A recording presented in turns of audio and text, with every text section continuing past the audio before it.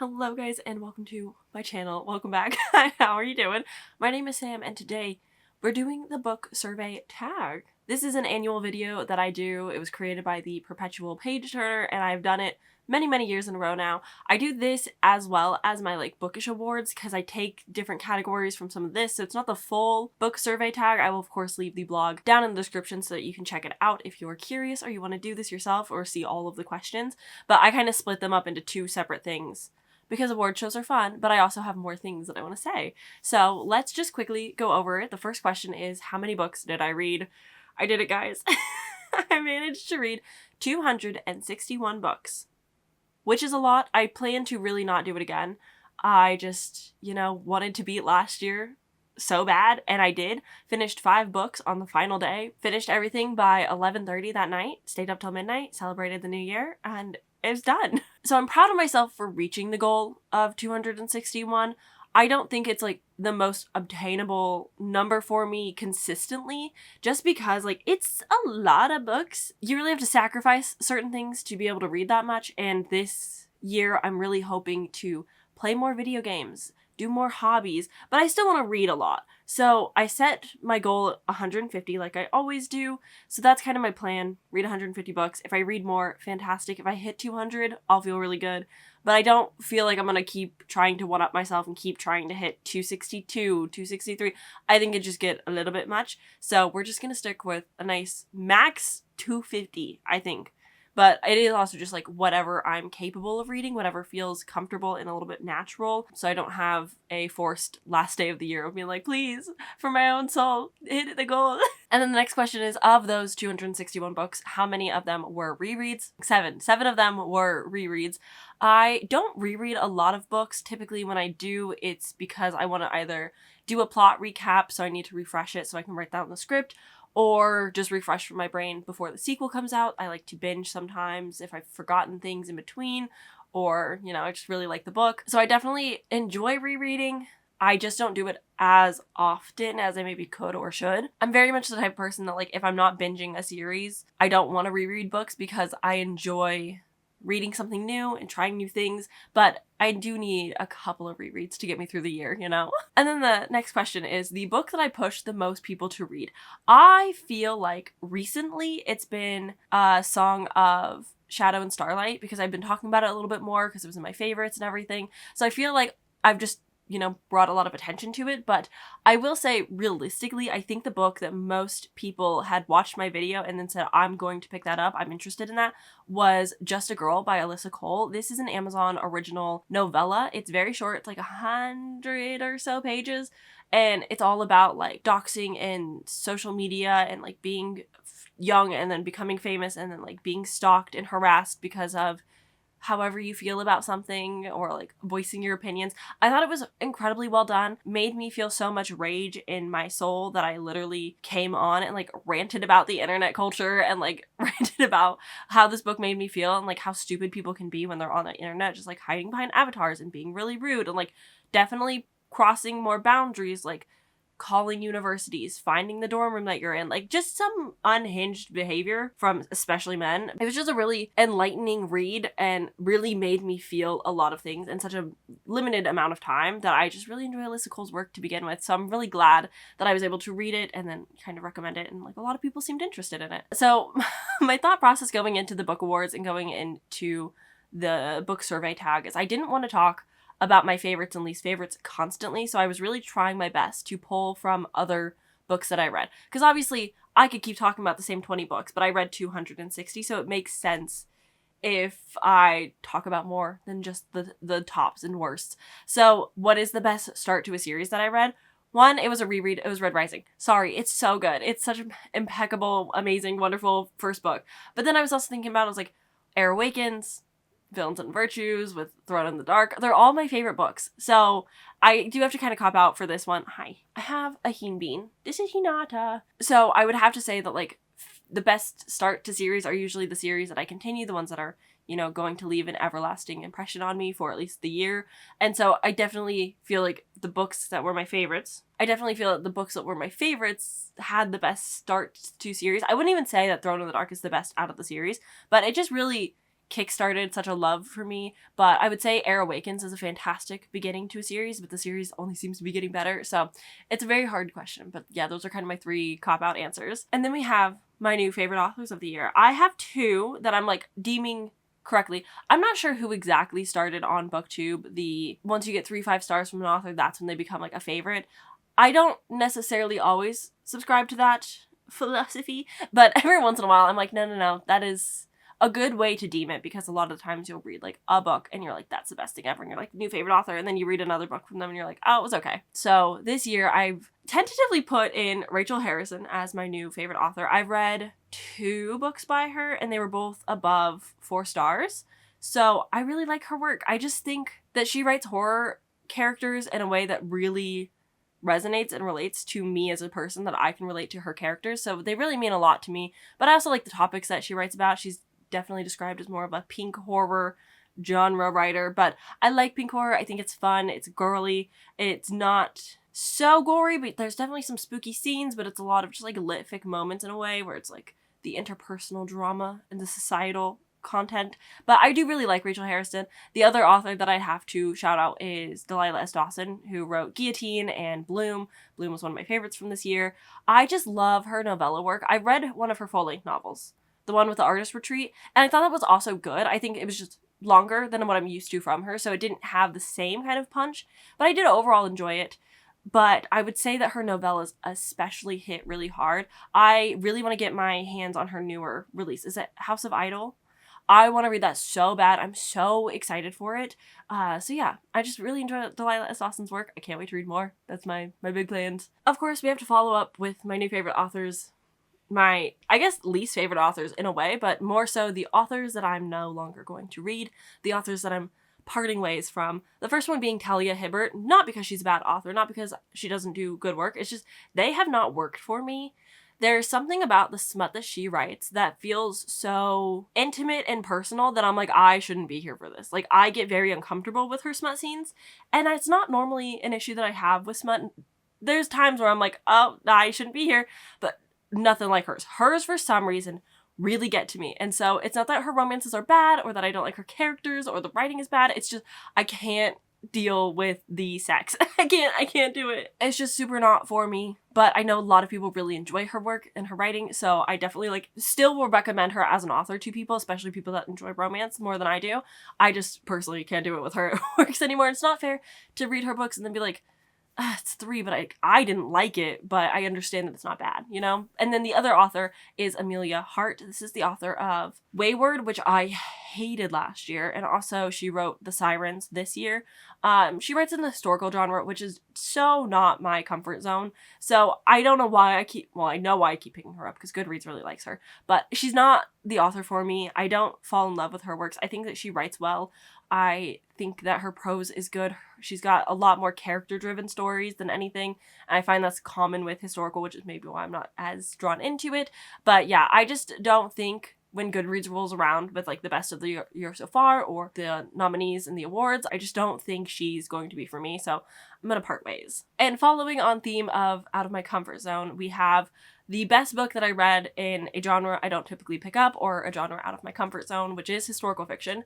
But I don't know how to rate historical, so come at me in a couple years and see how I still feel, but Junie was a really good read. I had planned to do my Goodreads Choice Awards video, didn't get around to it, life was happening, and I did manage to read this. I listened to the audiobook whilst on my little YouTube break, and I really, really liked it. It definitely goes in a direction that I wasn't expecting, and this we're following Junie, whose sister had died, and she is a slave for this family. She's been best friends with the young white girl, and they're starting to get older and things are starting to change, and we're kind of seeing them drift apart because they're really noticing their differences, and a lot of conversation about master-slave relationships and how it's a very complex friendship dynamic between them, but also how they're using their white power against the slaves, and it's just, it's heartbreaking and sad, but there's also a romance in it. And there's also a supernatural speculative element with the sister who had died, and I really was so drawn into that. I think the ending was insanely impactful, hurt my soul, broke my heart. I was devastated. It's not quite how I wanted it to go, but I really liked it. I thought it was really well done. I was very hesitant about giving it 5 stars because I ended it feeling so much emotion. I really liked the characters, but because I don't read a lot of historical, I was like, is it actually good? Like, I was really struggling with like what makes a 5-star when it's something out of my comfort zone. Like, it's really easy for me to give 5 stars to horror books and to fantasy and romantasy because I read those genres so often. I know what I like in them, and when I step out of that little bubble of genres, I go, but what makes it good? Is it just the impact that it has on me? Is it that I acknowledge the writing is good? Like, I'm still trying to pave that way for me. So who knows? Maybe I'll be reading a couple more things out of my comfort zone in the new year. I read a lot of genres, but it was something I noticed, especially when I was reading Junie and trying to think of like how I wanted to give it a rating. And then we have the most unputdownable book of the year. I never had a book outside of Air Awakens, which again, we're trying to not talk about my favorites too much. Outside of that series, I have not had too many books that just made me want to stay up and read, made me not want to put the book down. I guess in some way Hazelthorn, because there was a night where I just could not sleep for the life of me. So I binged Fire Falling, and then I finished Hazelthorn, and then I started another book. It was a bad night for me. I could not sleep. I was reading so much though, and it was fun. I wish that I had that energy when I was trying to do 24-hour readathons, but it's fine. You can't control it sometimes. But Hazelthorn was one that I like binged just because I was in the time and space at that point. But I would say the book that I really was excited to get back into was Enchantra much earlier in the year. I work in the tax industry, so the first 4 months of the year are nothing but busy. I'm just constantly slammed with stuff to do. So I listen to a lot of audiobooks, but at times I need to focus on my job, so I can't. And it kind of puts me in a bit of a slump. Not so much that I don't want to read, just I don't have the energy and time. But when I picked Enchantra up, oh, I was invested. It's not as good as Phantasma, in my humble opinion. A lot of people feel differently, though, so definitely check it out if you haven't yet somehow. But I really liked it. It hit all of the things that I was really needing in the moment, and I just was so excited to be reading, to listen to an audiobook. I had the advanced listening copy from NetGalley, and it was just such a fun time that I was like, yes, this is exactly what I needed. I did not want to stop listening to it. It was really helping with the stress of my job at the moment. I was just like, this is so great. Even though like the book itself has some stressful moments for sure, but I just really enjoyed it. I really like the series. I cannot wait for the 3rd book in the Wicked Games series. I cannot wait. And then going back to question number 2, what books am I more likely to reread? I would have to say The Second Death of Locke is like the big one, because I listened to it, I felt mid towards it, everyone is loving it, so I'm like, clearly it was a me problem. I just never felt the yearning the same way everybody else seems to. I never felt the connection between the characters. I think I wanted a little bit more plot out of it. I just never felt so invested in the story, and what you think is going to happen isn't quite what is going down and how it's happening, and so I think that also just kind of like took me a while to feel like I cared about anything. But I don't want to swear off this series entirely. It's going to be, I believe, a trilogy. So I think my plan is to wait until book 2 and book 3 are both out, and then I will reread The Second Death of Locke and then continue in the series and just do like a binge. I do feel like I want to give it a second chance because everyone is loving it. And so I'm like, maybe it just wasn't the right time for me, and maybe when I revisit it, I'll be like, yes, I see all the excitement now. I totally get it. And so that's what I'm hoping for. And then we've got the next question, which is a book I cannot believe I waited so long to read. I guess Iron Flame is an option for this. A lot of like my favorite 5-star books, like Blood Over Brighthaven. It's like, goodness grief. Next year, I can guarantee you right now, I'm going to say that it was The Will of Many because it's still on my shelf. I still really need to read it, but everyone loves it. It's going to be on so many people's best for 2 years in a row. So I'm like, why haven't I read this yet? But that's a next year thing. Next year, we already know the answer. For this year, though, I guess Iron Flame because I really put it off for no reason. I actually ended up enjoying it a lot more than I think the overall opinions did. I still need to finish Onyx Storm. I don't know what it is about the series because I love it so much. And yet, when I read the books, it takes me so long to just sit down and read them because I don't prioritize them the same way, I think. Because I love Fourth Wing. I've read it twice now, I believe. And it's an enjoyable read. I talk about it often on my channel. It's a book that has really stuck with me since I read it. But Iron Flame was great. Onyx Storm, so far from what I've read, is good. I just have to be in the right mindset for these books for some reason. I guess it makes sense. I haven't really been like super invested in the series and like what's going to happen next. I think because we know it's going to be 5 books, we're waiting another like year or two before the next one comes out. So I think it's just been a lot of like, I don't need to rush through it. And so once I finished Iron Flame, thinking that I wasn't going to like it, I was pleasantly surprised. It was just as good as I'd hoped it would be. I did not feel immense disappointment from it.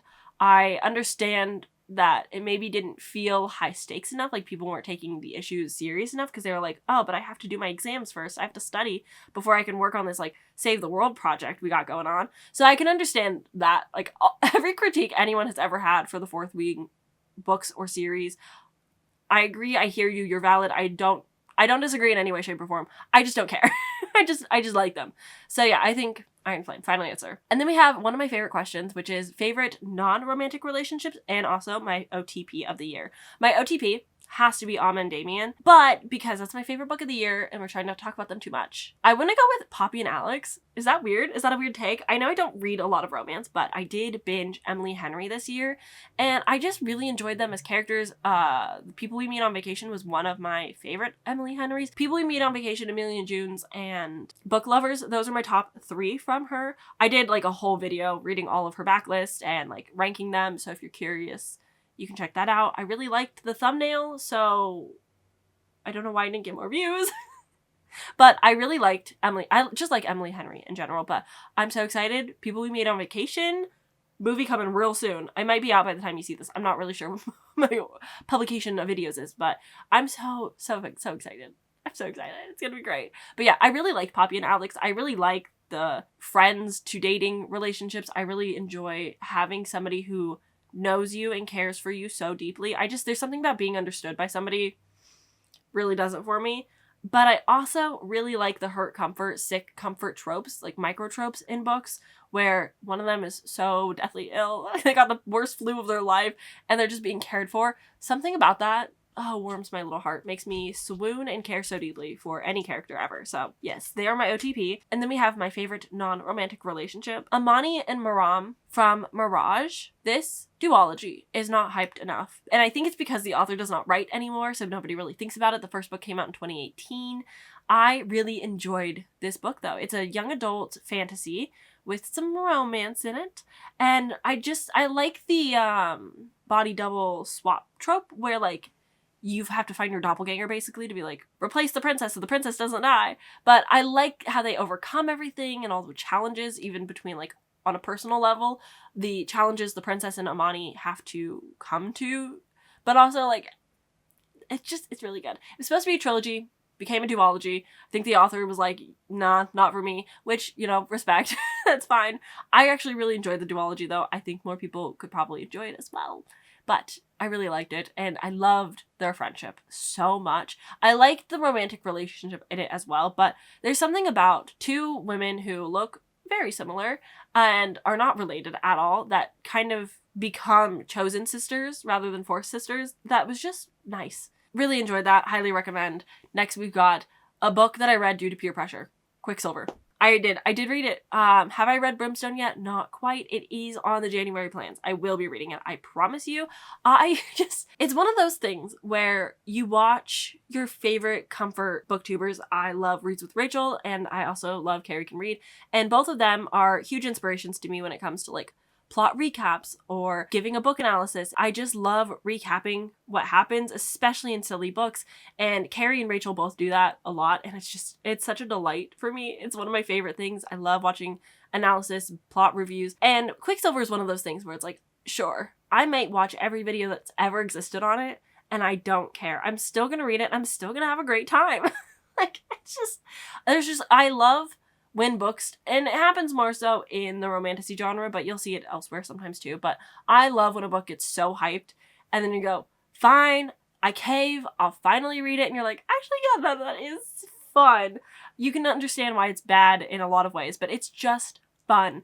And I've been really looking forward to those reads, especially this year. This year was rough. So it was really nice to just like pick up some stupid fae romantasies where crazy things happen in the end, and I'm so excited for Brimstone. Even if they say mate a bajillion times and there's not enough plot and it's too much smut, I will still buckle in and enjoy the ride. I cannot wait to talk to you guys about this book. So I'm not doing my December wrap up until my January wrap up. I'm going to combine the two just because it's end of year content and no one's going to care about the December stuff. So we'll do it later. But I read Starter Villain, which is my answer to the question of a book that made me smile, laugh, or had fun reading. I was cackling. I was laughing so hard. I was literally at work, like covering my mouth, like don't laugh, don't make a scene. I was giggling so much. This is such a funny book. Starter Villain is I guess maybe sci-fi? I'm not sure. It's contemporary, but it's all about this guy who's, you know, down on his luck, living in a house that his siblings would like to sell because they want more money. He's estranged to his family, doesn't really have friends. He's got a nice cat named Hera, and he learns that his uncle died and that he's going to take on the family business of villainy.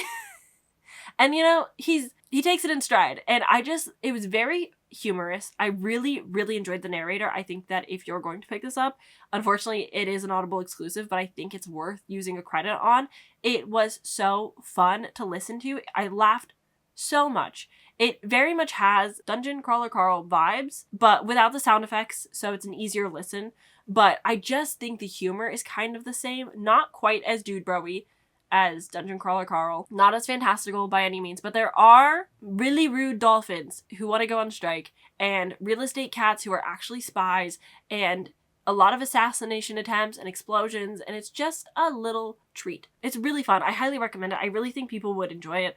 I might be, you know, the only one that hasn't read it, and everyone else might have already read it and loved it. Who knows? But it was a delight. And then the last question, a book that crushed my soul.